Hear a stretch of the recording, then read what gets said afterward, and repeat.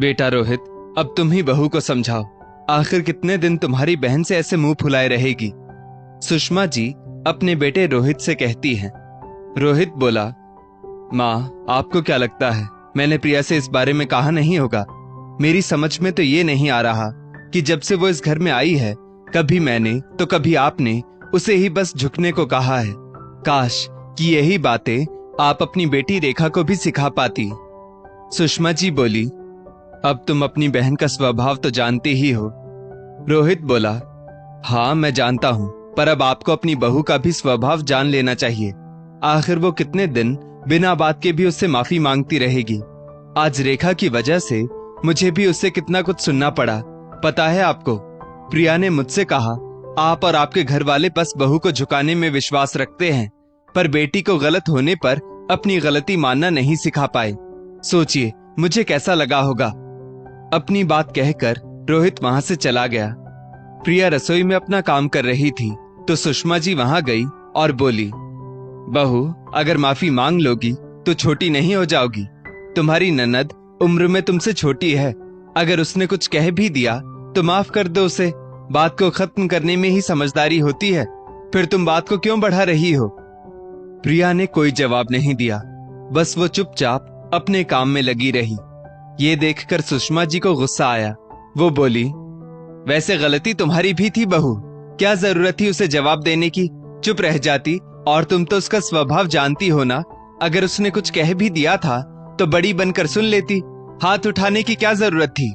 पर नहीं, तुम आजकल की लड़कियों को तो रिश्ते संभालने ही नहीं आते। बस कोई कुछ कहे कि फट से मुंह उठाया और फट से जवाब दे दिया। प्रिया खामोशी तोड़ते हुए बोली, मम्मी जी, वो ननद है तो इसका मतलब ये नहीं कि वो कुछ भी सुनाती रहेगी और मैं सुनती रहूंगी। एक तरफ आप कहती हैं कि वो छोटी है और फिर माफी मांगने के लिए भी मुझसे कहती है। अरे, जो उसके मुंह में आएगा बोलती रहेगी और मैं उसे माफी मांगती रहूंगी?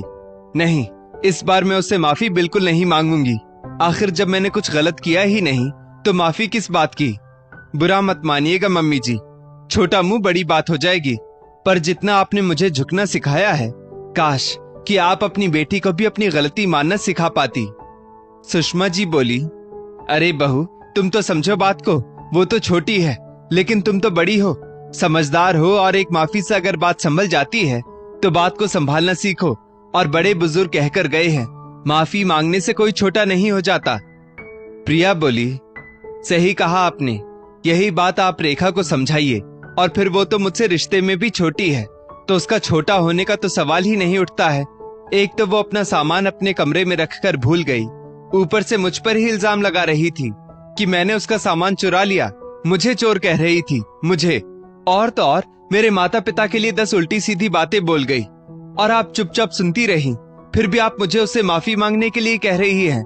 कुछ भी हो जाए, पर इस बार मैं माफी नहीं मांगूंगी।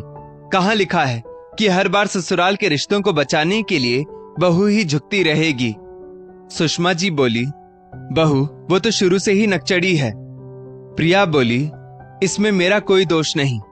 तो सुषमा जी बोली, हाँ मैं जानती हूँ, पर कम से कम तुम तो अपने संस्कारों को याद रखो। आखिर परिवार को जोड़कर रखना बहू की ही तो जिम्मेदारी होती है। प्रिया को बहुत गुस्सा आया। वो बोली, मुझे संस्कार सिखाने की जगह अगर आपने अपनी बेटी को संस्कार सिखाए होते तो आपको मेरे सामने विनती ना करनी पड़ती। सच पूछिए तो मुझे आज रेखा के लिए नहीं, आपके लिए दुख हो रहा है। अरे, शर्म आनी चाहिए उस लड़की को कि आज उसकी वजह से उसकी माँ को उसकी भाभी के सामने विनती करनी पड़ रही है। पर नहीं मम्मी जी, बहुत हुआ। जो गलती आपने की वो मैं नहीं करूंगी। बेहतर होगा कि आप रेखा को बड़ों का सम्मान करना और थोड़ा शांत रहना सिखाइए। आखिर वो भी कल को किसी घर की बहू बनेगी तो क्या इसी तरह अपनी ऐंठ में रहेगी? और जहां तक मुझे लगता है, उसकी सास भी उससे यही उम्मीद करेगी कि वही घर को बांध कर रखे। बहू का ऐसा रूप देखकर सुषमा जी आगे कुछ कह नहीं पाई। वो समझ गई थी कि इस बार बहू झुकने वाली नहीं है। आखिरकार हार कर वो किचन से बाहर चली आई। पता नहीं क्यों, जब से प्रिया बहू बनकर आई है तब से रेखा उसके पीछे पड़ी है। ननद होने के घमंड में वो प्रिया को कुछ समझती ही नहीं थी। कहीं भी उसे कुछ भी बोल देती थी और फिर खुद ही मुंह फुलाकर बैठ जाती थी। हर बार पति और सास के कहने पर प्रिया गलती ना होने पर भी रेखा से माफी मांग कर उसे मना लेती थी, लेकिन आज तो उसने हद ही कर दी। उसने अपने लिए ऑनलाइन एक घड़ी ऑर्डर कर दी जो कल शाम को ही आई थी। सबको दिखाने के बाद उसने वो अपने कमरे में ले जाकर रख दी। अगली सुबह जैसे ही सब नाश्ता करके उठे, तभी प्रिया के माता पिता उसके छोटे भाई रवि को लेकर प्रिया के घर पहुंचे। दरअसल रवि 12वीं की परीक्षा दे रहा था और उसका सेंटर प्रिया के घर के पास ही था, तो 10-15 मिनट के लिए वो लोग उससे मिलने आ गए। जब वो लोग जाने लगे, तभी रेखा अपने कमरे से निकलकर बाहर आई। जैसे ही रवि ने सबको नमस्ते किया, रेखा की नजर उसकी घड़ी पर पड़ी, जो लगभग देखने में वैसी ही थी। वैसी ही घड़ी रवि के हाथ में देखकर रेखा गुस्से से तिलमिला गई। मेहमानों के जाने के बाद प्रिया के पति और ससुर भी काम पर निकल गए, पर ये क्या, उनके जाते ही रेखा ने घर में हंगामा कर दिया। वाह भाभी, आपने तो चोरी चकारी का काम भी शुरू कर दिया। शर्म नहीं आई आपको मेरी घड़ी चुरा कर अपने भाई को देते हुए? अरे कम से कम इतना तो देख लेती कि वो लेडीज घड़ी थी, लड़कों को नहीं दी जाती है। या फिर ये कहूँ कि कहीं आपने अपने भाई की कोई सच्चाई हम लोगों से तो नहीं छिपाई कि वो लड़का है ही नहीं। रेखा की बात सुनकर प्रिया हैरान रह गई। वो कुछ कहती उससे पहले ही सुषमा जी बोली, रेखा ये तुम क्या बोल रही हो? कौन सी घड़ी चोरी कर ली? क्या बोल रही हो तुम? रेखा बोली, आपने देखा नहीं क्या, इनके भाई ने वही घड़ी पहन रखी थी जो मैंने कल मंगवाई थी। इन्होंने वो चोरी करके अपने भाई को दे दी, या यूं कहूं कि अपनी आधी बहन को। प्रिया को बहुत गुस्सा आया। उसने एक जोर का थप्पड़ रेखा के गाल पर जड़ दिया और बोली, बोलने से पहले कुछ तो सोच लिया करो रेखा, वो उम्र में तुमसे कितना छोटा है। क्या मैंने कभी तुम्हारे अस्तित्व पर उंगली उठाई? फिर तुम कौन होती हो मेरे भाई पर उंगली उठाने वाली? रेखा गुस्से में बोली, फिर किससे पूछकर आपने मेरी घड़ी अपने उस फटीचर भाई को दी? माँ जरा पूछो अपनी सत्यवादी बहू से, मेरे कमरे में क्यों आई थी ये, और मेरे सामान को हाथ क्यों लगाया इन्होंने? प्रिया बोली, मम्मी जी को बीच में क्यों लाती हो? जो मुंह में आ रहा है वो बोले जा रही हो। जरूरी तो नहीं कि इस दुनिया में ऐसी एक ही घड़ी बनी हो। अरे ऑनलाइन तो एक जैसी घड़ियां दुनिया में ना जाने कितने लोग ऑर्डर करते होंगे, तो उसने भी की होगी। रेखा बोली, अरे आपके माँ बाप की औकात है आपके भाई को वैसी घड़ी खरीद कर देने की?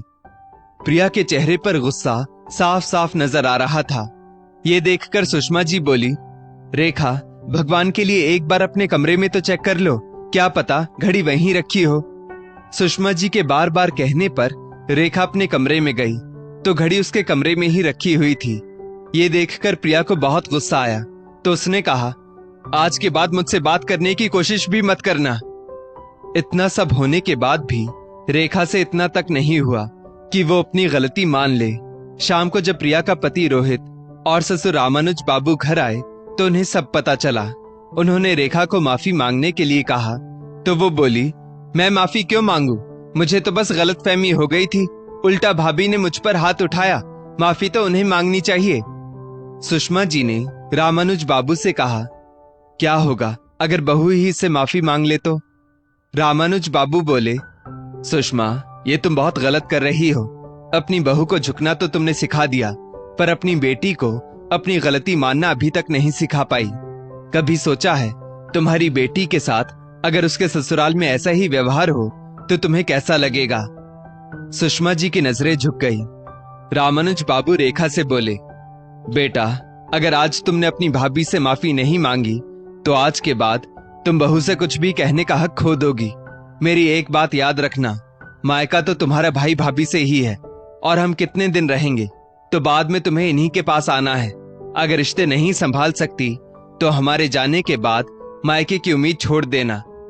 सुषमा जी भी नम आंखों से बोली, हाँ रेखा, आज तक बहू रिश्तों को जोड़ने के लिए झुकती आई है, तो आज तुम्हारी बारी है।